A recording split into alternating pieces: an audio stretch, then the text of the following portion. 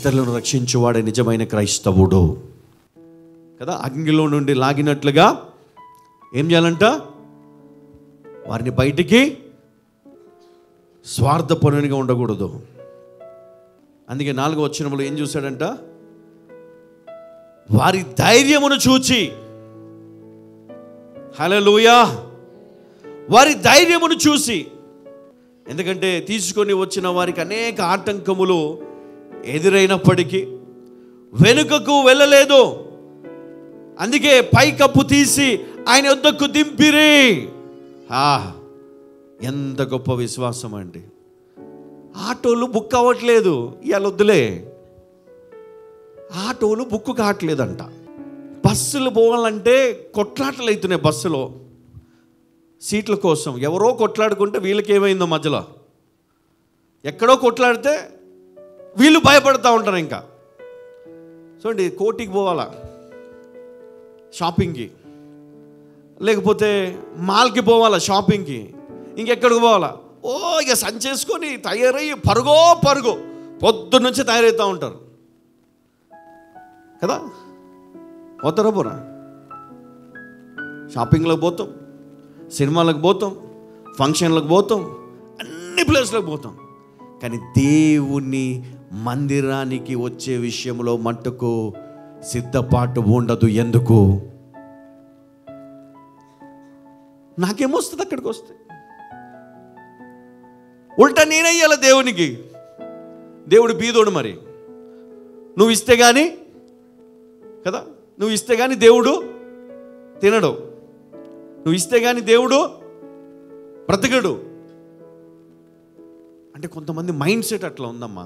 కొంతమంది mind set, కొంతమంది ఆలోచన అందులో నుంచి బయటికి రావాలా. దేవుడు నన్ను పోషిస్తున్నాడు, దేవుడు నన్ను బ్రతికిస్తున్నాడు, దేవుడు నన్ను కాపాడాడు, అగ్నిలో నుండి నన్ను బయటికి లాగాడు, నేను పాపం చేయకుండా దేవుడు నన్ను తప్పించాడు, నేను శోధనలో పడకుండా దేవుడు నన్ను తప్పించాడు. ఇదిగో మరణము, సాతానుడు ఒక ఆపదను తీసుకొని వస్తే దాన్ని తప్పించి అనేక మార్గాల గుండా బయటికి పోయే శక్తిని దేవుడు మనకిచ్చాడు. హల్లెలూయా, దేవునికి మహిమ కలుగునుగాక. అందుకనే క్రైస్తవుడా విశ్వాసముతో నింపబడు. దేవుడు ఉన్నాడు, చూసుకుంటాడు, నాకేం భయం లేదు. దేవుడు ఉన్నాడు, కాపాడతాడు. దేవుడు నా పిల్లల్ని కాపాడతాడు, దేవుడు నన్ను కాపాడతాడు, నన్ను పోషిస్తాడు, నన్ను బ్రతికిస్తాడు, నన్ను స్వస్థపరుస్తాడు, నాకు జీవమునిస్తాడు, నాకు ఐశ్వర్యమునిస్తాడు, నాకు ఘనతనిస్తాడు, నాకు విజయములను ఇస్తాడు దేవుడు. ఈ విశ్వాసం నీకుందా? ఈ విశ్వాసం నీకుంటే చాలు. దేవుడు నువ్వు ఎక్కడున్నా ఇదిగో నీ శత్రువును చితగా దొక్కుతాడు. హల్లెలూయా. ఎక్కడున్నా, నువ్వు ఏ దేశంలో ఉన్నా, నువ్వు ఎక్కడ ఉన్నా దేవుడు నీకు తోడై ఉండి నిన్ను కాపాడతాడమ్మా. ఇదిగో శత్రువు నిన్ను నాశనం చేయాలని చూస్తున్నారు, మంత్రశక్తులతో, ఇదిగో దుష్ట శక్తులతో నిన్ను నాశనం చేయాలనుకుంటున్నారు. కానీ నా దేవుడు తన దూతను నీకు తోడుగా పెట్టాడు, తన దూతను నీకు తోడుగా పెట్టాడు. నీకు అడ్డుగా దేవుని సైన్యం నిలబడుతుంది, నీకు అడ్డుగా దేవుని దూతలు నిలబడతారు. దేవుడు నీకు తోడై ఉండి నిన్ను కాపాడుతాడు. గట్టిగా చప్పట్లు కొడతాం, దేవునికి మహిమపరుస్తాం, దేవుని ఘనపరుస్తాం, దేవునికి ఘనత కలుగునుగాక. చూడండి, ఇక్కడ దేవుని శక్తి 5వ వచనంలో ఒక మాట, యేసు వారి విశ్వాసము చూచి, కుమారుడా నీ పాపములు క్షమించబడి ఉన్నవని ఏమన్నాడు? నీ పాపములు క్షమించబడి ఉన్నవని చెప్పాడు. తర్వాత 9వ వచనాన్ని చదువుకుందాం. నీ పాపములు క్షమించబడి ఉన్నవని చెప్పుట సులభమా? నీవు లేచి నీ పరుపెత్తుకుని నడువుమని చెప్పుట సులభమా? అయితే పాపములు క్షమించుటకు భూమి మీద మనుష్య కుమారునికి అధికారము కలదు. భూమి మీద మనుష్య కుమారునికి అధికారం ఉంది. మీకు ఇంకొక విషయాన్ని చెప్తాను.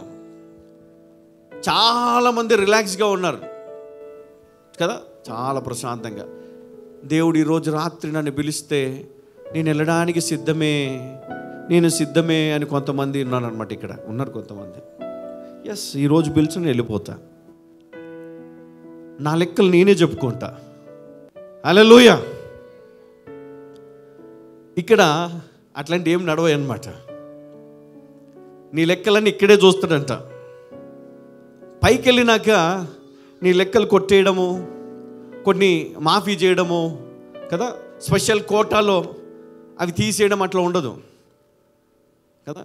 వదిలే, వేసే కాళ్ళ మీద పడిపోతాను, ఆయన కాలు పట్టుకొని బోర్ని ఏడిచేస్తే ఆయన కనికరించేస్తాడు అని నువ్వు అనుకుంటున్నావేమో. నీ భూమిపైన బ్రతికినంత కాలమే నీకు అవకాశం ఉంటుంది. సేవ చేయాలన్నా, ఇతరులను రక్షించాలన్నా, సహోదర ప్రేమ చూపించాలన్నా, దేవుని పైన నీ విశ్వాసాన్ని కనపరుచుకోవాలన్నా, దేవుని కోసం ఏదైనా చేయాలన్నా నువ్వు బ్రతికున్నంత కాలమే నువ్వు చేయగలుగుతావు, తర్వాత నువ్వు చేయలేవు. అలాగే ఇక్కడ ఒక మాట, విశ్వాసమును చూసిన తర్వాత ఆయన వారిని క్షమించను, ఆ వ్యక్తిని క్షమించను. ఆ వ్యక్తిని క్షమించిన తర్వాత ఆయన పాపం క్షమించబడను. ఎందుకంటే భూమి మీద మనుష్య కుమారునికి అట్టి అధికారం ఇవ్వబడను. కాబట్టి భూమి మీదనే ఆయన క్షమిస్తాడు. ఈ భూమి మీదనే దేవుడు నిన్ను క్షమించాలి. తర్వాత తీర్పు సమయమున క్షమాపణ ఉండదు. గుర్తుపెట్టుకోండి, తీర్పు సమయాన క్షమాపణ ఉండదు. నువ్వు ఏం చేసావు దానికి ప్రతిఫలం నీకేమి ఇవ్వాలి, అది మట్టుకే ఉంటుంది, జడ్జిమెంట్ డే. సో నువ్వు ఏదైనా క్షమాపణ కోరాలంటే ఇప్పుడే ఇక్కడే.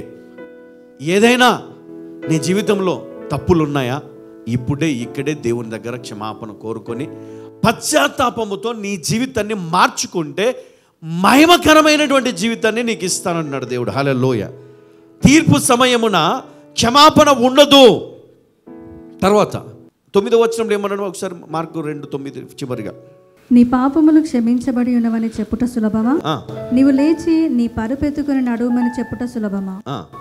అయితే పాపములు క్షమించుటకు భూమి మీద మనుష్య కుమారునికి అధికారము కలదని మీరు తెలుసుకునవలెనని వారితో చెప్పాను. చాలా. ఇప్పుడు 103వ దావీదు కీర్తన 1-3 వచనాలు. నా ప్రాణమా యెహోవాను సన్నుతించుము, నా అంతరంగముననున్న సమస్తమా ఆయన పరిశుద్ధ నామమును సన్నుతించుము. నా ప్రాణమా యెహోవాను సన్నుతించుము, ఆయన చేసిన ఉపకారములలో దేనిని మరువకుము. ఆయన నీ దోషములన్నిటినీ క్షమించువాడు, నీ సంకటములన్నిటినీ కుదుర్చువాడు. ఇక్కడ 9వ వచనం మార్కు 2:9లో మనం చూసాం ఏంటంటే, మరి ఆయన స్వస్థపరచాడు, మనుషులను నూతన వ్యక్తులనుగా చేసే అభిషేకము, అధికారము క్రీస్తు కలిగి ఉన్నాడు. అంటే ఇక్కడ చూడండి, యెషయా గ్రంథము 1వ అధ్యాయము 5-6 వచనాలు ఒకసారి చదువుకుందాం.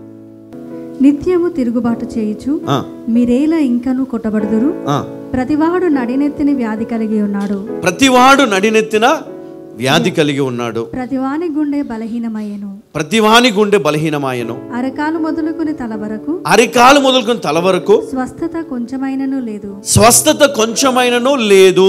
ఎక్కడ చూచినను గాయములు, దెబ్బలు, పచ్చి పుండ్లు, అవి పిండబడలేదు, కట్టబడలేదు, తైలముతో మెత్తన చేయబడలేదు. మీ దేశము పాడైపోయెను, మీ పట్టణములు అగ్నిచేత కాలిపోయెను, మీ ఎదుటనే అన్యులు మీ భూమిని తినివేయుచున్నారు. చాలమ్మా. ఇప్పుడు నీ జీవితం కూడా ఇలానే ఉన్నది కదా. శరీరం అంతా కూడా వ్యాధితో, బాధతో ఉన్నట్లుగా ఉన్నది. కొంతమందికి నిజంగానే వ్యాధులు ఉంటే, కొంతమందికి వ్యాధి లేకపోయినా వారి శరీరం అంతా కూడా బాధలతో, వేదనలతో, భయముతో, మరి దురాత్మ శక్తులతో పీడింపబడుతూ శరీరం అంతా కూడా గాయములతో ఉన్నట్లుగా వేదనతో నింపబడు. అట్లాగే యెరూషలేము కూడా పూర్తిగా, మరి ఆ దేశమంతా కూడా పూర్తిగా మరి పాపము చేత నిండినప్పుడు ఆ దేశమంతా కూడా ఆ విధంగా పాడైపోయిను అని మరి జ్ఞాపకం చేస్తున్నాడు. అందుకే మనకేం కావాలా అంటే, మనకు నిజమైన రక్షణ కావాలా, నిజమైన రక్షణ కావాలా. ఆ రక్షణ దేవుని, తండ్రి అయిన దేవుని ప్రేమ చేత, కుమారుడైన క్రీస్తు రక్తము చేత, పరిశుద్ధాత్మ శక్తి చేత, మనుషుల యొక్క విశ్వాసము చేత మనం తిరిగి పొందుకుంటాం. కాబట్టి ఈ 4 విషయాలు మనం ఎప్పుడు కూడా మన జీవితంలో కాపాడుకుంటూ, జ్ఞాపకం ఉంచుకుంటూ మనం ముందుకు సాగి వెళ్ళినట్లయితే ఈ ఆత్మ రోగము నుండి దేవుడు బాగు చేస్తాడు. చూడండి, ఆ వ్యక్తి ఆ రోగము నుండి విడుదల పొంది వెంటనే లేచి నిలబడ్డాడు, పరుపెత్తుకొని ఆయన నడుమన్నాడు. నిజమే, నీ ఉన్నటువంటి పరిస్థితులను ఆయన వెంటనే బాగు చేయగలడు. వెంటనే నీ జీవితాన్ని నూతన పరచగలడు. నీ కుటుంబంలో ఉన్న సమస్యలు తీసివేయగలడు. ఆయన ఎలాంటి రోగాన్నైనా, ఎలాంటి ఇబ్బందులనైనా, ఎలాంటి శాపాన్నైనా, ఎలాంటి పాపాన్నైనా ఆయన రక్తంతో కడిగి వేయగలడు. నీకు క్షేమమునివ్వగలడు. నీకు నీతిని తిరిగి ప్రసాదించగలడు. నేను నీతిమంతునిగా తీర్చగలడు. కాబట్టి నీవు ఇక మీదట ఈ లోకములో ఆయన బిడ్డగా నువ్వు బ్రతుకు. ఆయన నిన్ను బలపరుస్తాడు. ఆయన నిన్ను స్థిరపరుస్తాడు. నువ్వు చేయవలసింది ఒకటే, ఆయన యొద్దకు రావాల, ఆయన యొద్దకు తేబడాల, అట్టి విశ్వాసము కనపరచాల. అప్పుడు నువ్వు, నా ప్రాణమా యెహోవాను సన్నిధించుము, నా అంతరంగమునున్న సమస్తమా ఆయన పరిశుద్ధ నామమును సన్నుతించుము, నా ప్రాణమా యెహోవా సన్నిధించుము. ఆయన చేసిన ఉపకారములు దేనిని మరొకము. ఆయన నీ దోషములన్నిటినీ క్షమించువాడు, నీ సంకటములన్నిటిని కుదుర్చువాడు. హల్లెలూయా.